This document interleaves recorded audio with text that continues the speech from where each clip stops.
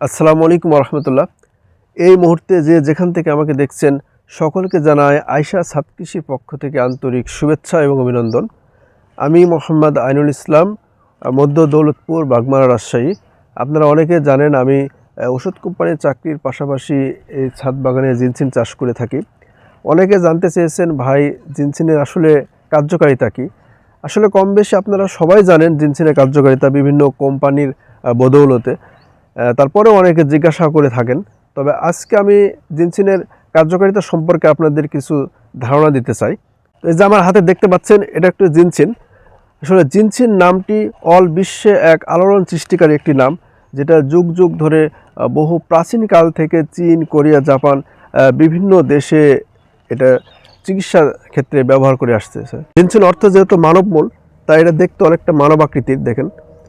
এবং এই জিনসিনটা আমাদের অল মানব দেহের বিভিন্ন ক্ষেত্রে ব্যবহার হয়ে থাকে। বিভিন্ন রোগ প্রতিরোধ ক্ষমতার বৃদ্ধির ক্ষেত্রে জিনসিন অত্যন্ত গুরুত্বপূর্ণ একটি ভেষজ।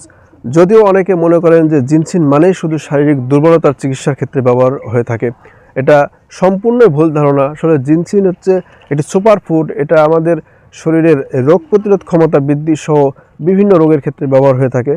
তো আজকের এই ভিডিওতে আপনাদের প্রত্যেকের একটি কাঙ্ক্ষিত প্রশ্নের উত্তর দিব যে জিনসিন কি আসলে শারীরিক দুর্বলতার ক্ষেত্রে কতটুকু কার্যকরী, এই বিষয়ে একটু ক্লিয়ারভাবে আপনাদের ধারণা দিতে চাই।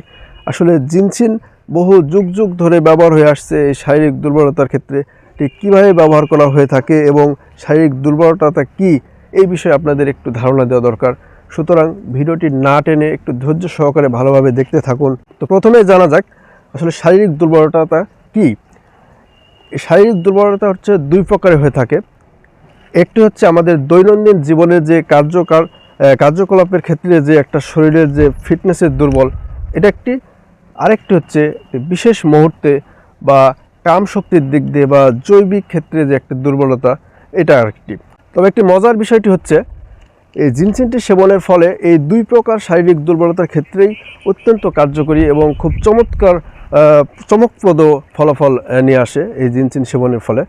আপনাদের বলতে চাই আসলে শারীরিক দুর্বলতা কিভাবে আসে, অর্থাৎ আমাদের মানব দেহে যে কামশক্তি হ্রাস পায় কিভাবে এবং আমাদের অন্যান্য দৈনন্দিন জীবনেও যে কার্যক্রমে যে বডি ফিটনেসটা হ্রাস পায়, এর প্রধান কয়েকটি কারণ সম্পর্কে আপনাদের বলতে চাই। শারীরিক দুর্বলতা হ্রাস পাওয়ার প্রধান কয়েকটি কারণ সম্পর্কে আমি আপনাদের বলতে চাই। আর একটি কারণ হচ্ছে রাত জাগা। আসলে দিনের পর দিন এই যে আমরা বিভিন্ন মোবাইল, ইউটিউব দেখে এবং অযথায় বিভিন্ন গেমস খেলার পরে যে রাত জাগি, এই রাত জাগার কারণে আমাদের শারীরিক ফিটনেস নষ্ট হয়ে যাচ্ছে দিন দিন। এবং অনেক গবেষণায় দেখা গেছে রাত 11টা থেকে রাত 2টা পর্যন্ত আমাদের শরীরে যে একটা বিশেষ ধরনের হরমোন উৎপাদন হয় বা তৈরি হয়, এই রাত জাগার ফলে এই হরমোনটা তৈরি হচ্ছে না এবং আমাদের দিনের পর দিন রাত জাগার ফলে শরীর আস্তে আস্তে নিস্তেজ হয়ে যাচ্ছে এবং ফিটনেসটা ভেঙে যাচ্ছে। আমার প্রাণপ্রিয় ছোট ভাইদের বলতে চাই, তোমরা যে দিনের পর দিন রাত জেগে প্রিয়জনের সঙ্গে বিভিন্ন মোবাইলের চ্যাটিং এবং কথা বলে সময় নষ্ট করতেছো, রাতের পর রাত জাগতেছো, একটি কথা মনে রাখবে, একদিন সেই প্রিয়জনকে যখন পাবে তখন এই মূল্যবান সময় নষ্ট করার জন্য তোমার বডি ফিটনেসটা শেষ হয়ে যাচ্ছে, পরবর্তীতে তোমাকে পস্তাতে হবে। শুধু আমি এইটুকুই বলতেছি। তাই রাত জাগা একটি প্রধান কারণ। দ্বিতীয়টি হচ্ছে মানসিক টেনশন। আসলে পুরুষ মানেই বিভিন্ন সংসারের টেনশন থাকবেই। এই মানসিক টেনশনের কারণেও আমাদের অনেক সময় বিশেষ মুহূর্তে এই দুর্বলতা চলে আসে। দুর্বলতা আসার আরেকটি প্রধান কারণ হচ্ছে আমরা বুঝে না বুঝে বিভিন্ন ধরনের কেমিক্যাল সেবন করে থাকি, অনেক উত্তেজক হরমোন বৃদ্ধিকারী প্রোডাক্ট খেয়ে থাকি, যার ফলে দিনের পর দিন সেবনের ফলে আমাদের হার্টের সমস্যা হচ্ছে, ব্রেন স্ট্রোক বেড়ে গেছে এবং হাই প্রেশার বেড়ে গেছে, ক্যালসিয়ামের শর্ট হচ্ছে, এরকম বিভিন্ন ধরনের সমস্যা হয়ে থাকে। তখন আপনাদের বিভিন্ন দুর্বলতা আসে কিভাবে বা শারীরিক দুর্বলতা হয় কিভাবে, এই বিষয়ে বললাম। তো এর থেকে পরিত্রাণের উপায়টা কি? আসলে দেখুন, রোগ হতে পারে, যে কোনো ব্যক্তিরই রোগ আসতেই পারে, তবে এর থেকে পরিত্রাণে আপনাকে চেষ্টা করতে হবে সম্পূর্ণ ন্যাচারাল ভেষজ জিনিস খেতে হবে। আমি কয়েকটি টিপস দিব আপনাদের। এই জিনসিন ছাড়াও অনেক কিছু টিপস দিব আপনাদের, যেটা সেবনের ফলে এই শরীরটা অর্থাৎ হারানো যৌবনটা আপনারা ফিরে পাবেন ইনশাল্লাহ। এবার আসি এই জিনসিনটা শারীরিক দুর্বলতার ক্ষেত্রে কিভাবে কার্যকর ভূমিকা পালন করে থাকে। এই জিনসিনে আছে প্রচুর পরিমাণে অ্যান্টিঅক্সিডেন্ট, যা হরমোন বৃদ্ধিতে অত্যন্ত কার্যকরী এবং প্রচুর পরিমাণে শুক্রাণু বৃদ্ধি পায়, স্পার্ম বৃদ্ধি পায়। যাদের শুক্রাণুর অভাবে সন্তান হচ্ছে না, বিভিন্ন সমস্যা হচ্ছে, আপনারা ট্রাই করতে পারেন। ট্রাই করার আগে অবশ্যই আপনারা একটি ভালো এমবিবিএস ডাক্তারের পরামর্শ নেবেন, এটা আমার অনুরোধ রইল, এবং নিয়মিত সেবন করবেন। এটাতে হরমোন শক্তির বৃদ্ধি পাবে ন্যাচারালভাবে, কোনো ধরনের কেমিক্যাল সেবন করার দরকার নেই। এটা নিয়ম মাফিক খেতে হবে, কখনোই বেশি খাওয়া যাবে না। এর আগে অনেক ভিডিওতে আপনাদেরকে বলেছি। এটা আপনারা দুই প্রসেসেই খেতে পারেন, কাঁচামূলও খেতে পারেন এবং পাউডারও খেতে পারেন, যেটা আপনাদের ভালো মনে হয়। এটা যে আমার কাছ থেকেই নিয়ে খেতে হবে এটা কোনো বিষয় নয়। আপনারা যে কোনো বাংলাদেশের যে কোনো প্রান্তে যদি পেয়ে থাকেন তাহলে অরিজিনাল জিনিসটা খাবেন, কোনো কেমিক্যাল খাবেন না, এটা আমার অনুরোধ থাকবে। নিয়মিত সেবন করবেন। এটা মিনিমাম 3 মাস খেতে হবে ধৈর্য সহকারে। আগেই বলছি যে এটা কখনোই আপনারা তাড়াহুড়া করবেন না। এটা কোনো কেমিক্যাল নয় এবং ওয়ান টাইম প্রোডাক্ট নয় যে আপনারা খাইবেন আর সঙ্গে সঙ্গে কার্যকারিতা চলে আসবে।